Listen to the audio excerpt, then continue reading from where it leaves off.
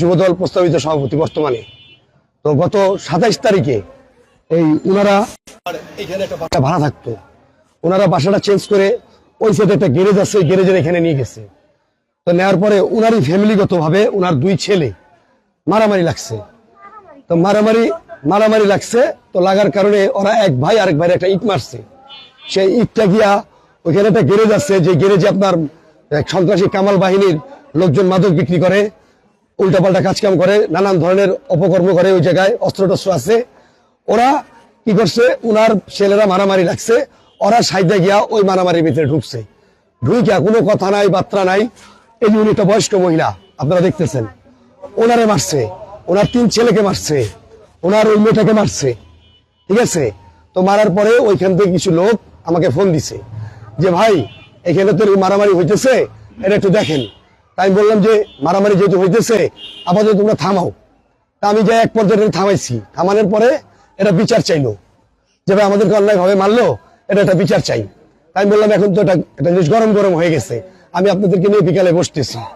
তো যে পক্ষটা শুধু ওনাদেরকে মারছে, ওদেরকে আমি ডাকাইছি, কয়েকবার ডাকাইছি, ওরা আসে নাই। গতকালকে ডাকাইছি, আসে নাই। আজকে আসতে বলছি, আজকে আসে নাই। না এসে ওরা কি করছে, পরিকল্পিত ভাবে আমার ভাইগনা অমিত কই, আমার ভাইগনা অমিত, আমার আরেক ভাইগনা, ঠিক আছে, ও আর হ্যার বড় ছেলে, এই যে ছবিটা দেখতেছেন, এই যে ও আলামিন, এই 3 জনকে আমাদের এখানে যে নাইম স্টোর থেকে সুন্দর করে ডাইকে নিয়ে গেছে। ভাই কোনো বিচার আচার লাগবে না, আমরা মিলে যাই। ওরাও গেছে, যাওয়ার পরে ওদেরকে ওইখানে নিয়ে ওই গ্যারেজ থেকে মনে করেন 50-60 জন লোক বেরোয় ওদেরকে উড়াধুরা মারছে। মারার পরে তো এখানে একটা হট্টগোল সৃষ্টি হয়ে গেছে। তো যখন এলাকার লোকজন আবার আমাদেরকে জানাইছে, আমরা ওইখানে গেছি। তো যাই দেখুন যে মারামারিটা এক পর্যায়ে কি থামে গেছে। তো আবার মারামারিটা করা তো ঠিক হবে না, এই জন্য আমি কি করছি, উভয় পক্ষের আমি শান্ত করছি। শান্ত করে আমি এদেরকে এখানে নিয়ে আসছি, যে এখানে আসার পরে এদেরকে ডাইকা একটা বিচার করবো, একটা মিচলে বসবো, এটা বলে আমি এখানে আসছি।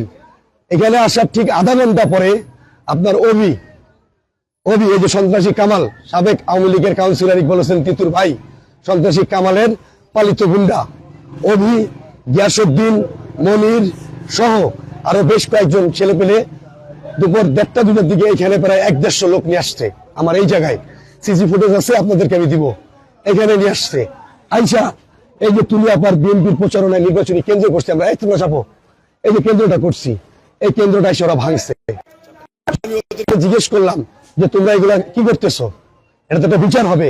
তখন ওরা প্রকাশ্যে দিবালোকে এখানে পাবলিকের সামনে দাঁড়ায়া পিস্তল হাতে বের করে আমাকে বলে 24 ঘন্টা আলটিমেটাম দিলাম, তোকে মেরে ফেলবো। 24 ঘন্টার আলটিমেটাম দিয়ে গেছে আমাকে। অভি আমাকে এই কথাটা বলছে যে ও আমাকে 24 ঘন্টার